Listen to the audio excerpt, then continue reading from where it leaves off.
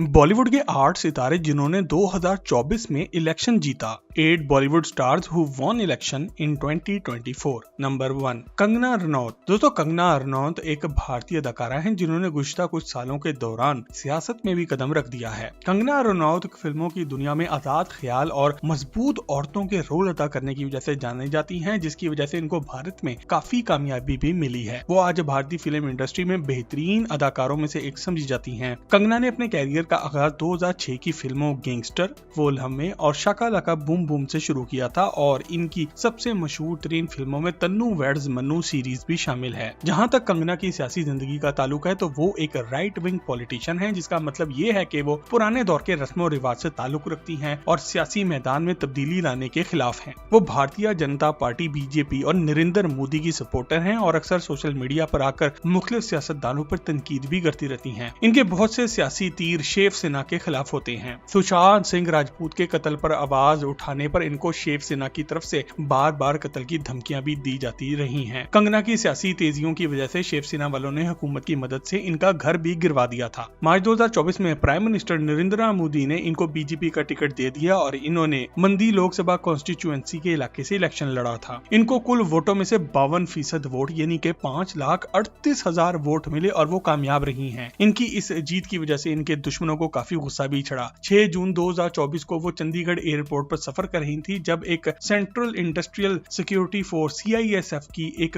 Constable लड़की कुलविंदर कौर ने इनको एक जोरदार चांटा रसीद किया, जिसकी वजह यह है कि कंगना ने हाल ही में भारत के गरीब किसानों के बारे में कुछ बकवास की थी। कुलविंदर कौर को इस वाकये के बाद नौकरी से तो निकाल दिया गया है, लेकिन इस लड़की ने पूरे भारत का दिल जीत लिया है। अगर आप भी हमारी तरह कुलविंदर कौर की इस हरकत को सपोर्ट करते हैं तो आज की वीडियो को एक लाइक देकर अपनी राय का इजहार जरूर करें। नंबर 2, हेमा मालिनी। दोस्तों, हेमा मालिनी भारत की एक एक्ट्रेस हैं, एक डायरेक्टर हैं, प्रोड्यूसर हैं और पॉलिटिशियन भी हैं, जो कि अदाकार धर्मेंद्र की बीवी हैं और सनी देओल और बॉबी देओल की सुतेली मां भी हैं। हेमा मालिनी ने 1960 से 2024 के दौरान सैकड़ों फिल्मों में काम किया है और वो खास तौर पर शोले मूवी में बसंती का रोल करने की वजह से जानी जाती हैं। उन्होंने साल 1999 में ही अपने सियासी कैरियर का आगाज कर दिया था और जल्द ही इन्होंने कंगना की तरह बीजेपी में शमूलियत इख्तियार कर ली थी। 2003 से लेकर 2009 के दौरान वो भारत में एक MP यानी कि मेंबर ऑफ द पार्लियामेंट भी रही हैं। मार्च 2010 से वो general secretary of the BJP की पोस्ट पर बर्जमान हैं और 2014 के इलेक्शन में इन्होंने अपने मद्दे मुकाबिल मौजूद जयंत चौधरी को 3,30,743 वोटों के बड़े मार्जिन से शिकस्त दी थी। इन्होंने ये कामयाबी मथुरा लोकसभा कॉन्स्टिट्यूएंसी से हासिल की थी। इसके बाद 2019 में एक बार फिर इन्होंने यहाँ पर इतने ही मार्जिन से कामयाबी हासिल की और आज वो भारत के सबसे कामयाब सियासतदानों में से एक जानी जाती हैं। 2024 के लोकसभा इलेक्शंस के दौरान इन्होंने अपने कैरियर की सबसे बड़ी कामयाबी हासिल की है और इस तरह मथुरा लोकसभा कॉन्स्टिट्यूएंसी में एक हैट्रिक रिकॉर्ड बना डाला है। इन्होंने टोटल में से 55% वोट यानी कि 5,20,000 वोट हासिल किए हैं। वो आज भारत की नौजवान लड़कियों के लिए एक बेहतरीन रोल मॉडल समझी जाती हैं। नंबर 3, शत्रुघ्न सिन्हा। दोस्तों, 77 साल शत्रुघ्न सिन्हा एक भारतीय अदाकार और सियासतदान है और वो अदाकारा सोनाक्षी सिन्हा के वालिद भी हैं। शत्रुघ्न सिन्हा फिल्मों की दुनिया में एक्शन और कॉमेडी रोल्स करने की वजह से भी जाने जाते हैं। उन्होंने साल 1969 से 2024 के दौरान सैकड़ों फिल्मों में रोल अदा किए हैं। इनकी बेटी सोनाक्षी सिन्हा आज बॉलीवुड में धूम मचा रही है। शत्रुघ्न सिन्हा ने साल 1992 में सियासत की दुनिया में कदम रख दिया था और इनका पहला मुकाबला राजेश खन्ना के साथ हुआ था। अदाकार राजेश खन्ना इनके बेहतरीन दोस्तों में से एक थे और इन्होंने शत्रुघ्न सिन्हा को 25,000 वोटों के मार्जिन से उस दौर में हराया था। इस मुकाबले की वजह से इन दोनों की दोस्ती हमेशा के लिए खत्म हो गई।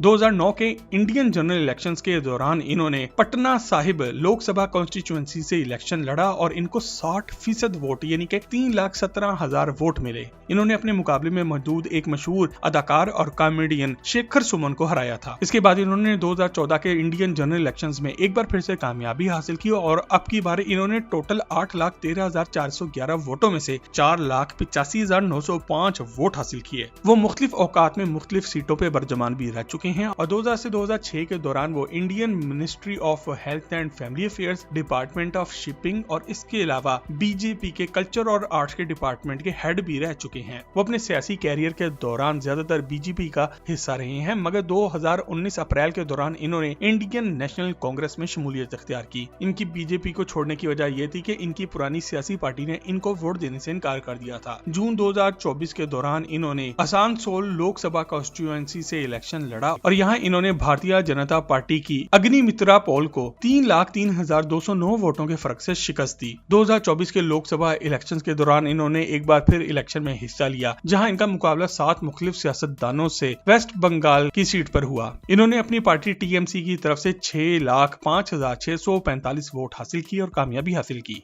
नंबर 4, रवि किशन।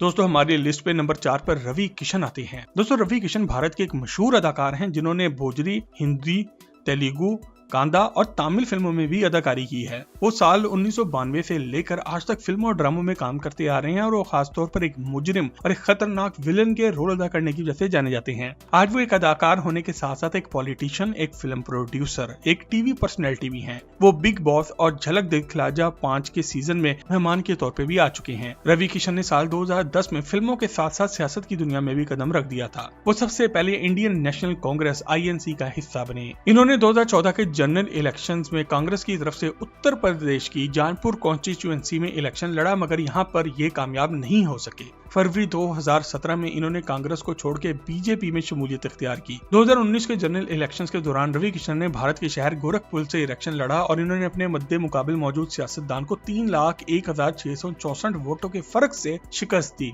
इसके बाद साल 2024 के इलेक्शन में एक बार फिर से इन्होंने इलेक्शन लड़ा और अब की बार इनका मुकाबला एक अदाकारा नाजल निशत के साथ हुआ, जिनका ताल्लुक समाजवादी पार्टी से है। अब की बार इन्होंने 1,03,526 वोटों के फर्क से कामयाबी हासिल की।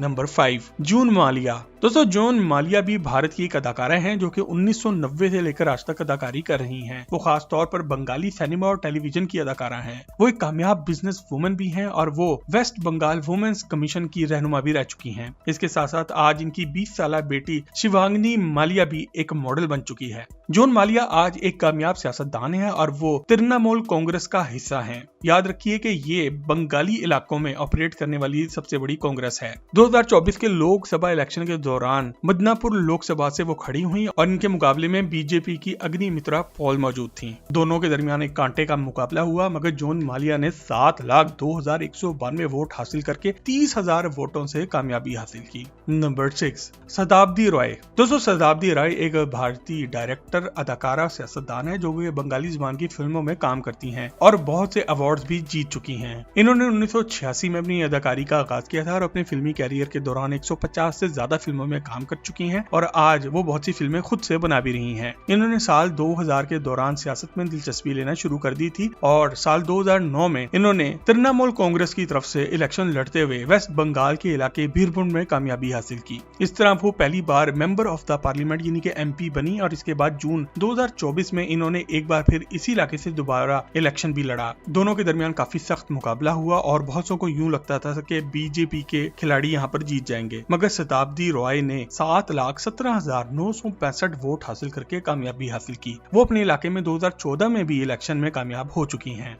नंबर 7, अरुण गोविल। दोस्तों 67 साल अरुण गोविल भारत के एक मंजे हुए अदाकार हैं जो कि काफी अरसे से बीजेपी के कामयाब सियासतदान भी हैं। वो भारत में खासतौर पर रामायण टीवी सीरीज में हिंदुओं के देवता राम का रोल अदा करने की वजह से जाने जाते हैं। इन्होंने साल 2024 के इलेक्शन में मीरठ लोकसभा कॉन्स्टिट्यूएंसी से हिस्सा लिया और 5,46,469 वोट हासिल करके कामयाब रहे। ताहम ये एक काफी कमजोर फतह समझी जाती है क्योंकि इनके मुकाबले में सुनीता वर्मा मौजूद थी जो कि सिर्फ चंद ही वोटों के फासले से हारी हैं। नंबर 8, मनोज तिवारी। दोस्तों मनोज तिवारी एक भारतीय अदाकार और गुलकार हैं जो कि पैसा कमाने के लिए अब सियासत की दुनिया में भी कदम रख चुके हैं। वो सन 2000 से लेकर आज तक के गुलकार और अदाकार होने के साथ साथ नॉर्थ ईस्ट दिल्ली से मेंबर ऑफ पार्लियामेंट के तौर पर खिदमत भी सरअंजाम देते रहे हैं। इन्होंने 2009 के आम इंतखाबात में गोरखपुर लोकसभा से समाजवादी पार्टी के उम्मीदवार के तौर पर हिस्सा लिया, लेकिन वो योगी आदित्यनाथ से हार गए। इसके बाद एक बार फिर इन्होंने 2014 के भारतीय आम इंतखाबात में बीजेपी के उम्मीदवार के तौर पर हिस्सा लिया और कामयाबी हासिल की। इन्हें 2016 में दिल्ली बीजेपी का प्रेसिडेंट भी मुकर्रर किया गया था। मनोज तिवारी दिल्ली में बीजेपी के रहनुमा थे जिस वक्त इनकी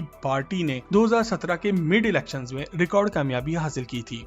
नवंबर 2009 में मुंबई में इनके घर पर एक मुश्तिल हजूम ने हमला किया जब इन्होंने शिवसेना के बारे में अपने ख्यालात का खुलके इजहार कर दिया था। इंडियन एंटी करप्शन मूवमेंट में भी सरगर्म थे और इन्होंने रामलीला ग्राउंड प्रोटेस्ट में बाबा रामदेव की भूख हड़ताल की हिमायत भी की थी। वो साल 2014 के इंतखाबात में भी मौजूद थे। यहाँ पर इन्होंने अपने मद्दे मुकाबिल को 1,44,084 वोटों के फर्क से हरा दिया था। इसके बाद 2019 के आम इंतखाबात में इन्होंने एक बार फिर कांग्रेस की शीला दीक्षित को 4 लाख वोटों से शिकस्त दी। जून 2024 के दौरान वो दिल्ली में अपनी सीट पर इलेक्शन लड़े और अब की बार इन्होंने कांग्रेस के खिलाड़ी कन्हैया कुमार को 1,38,748 वोटों से शिकस्त दी। मनोज तिवारी बीजेपी के सबसे कामयाब सियासतदानों में से एक हैं, जो कि आज हर नामुमकिन को मुमकिन करने के लिए जाने जाते हैं। दोस्तों, अगर आपको कोई ऐसा नाम मालूम है जो कि आज की इस लिस्ट में शामिल होना चाहिए था तो कमेंट सेक्शन में लिखकर हमसे शेयर जरूर। मजीद जबरदस्त वीडियोस के लिए हमारे चैनल टॉक शॉक को भी सब्सक्राइब जरूर करें।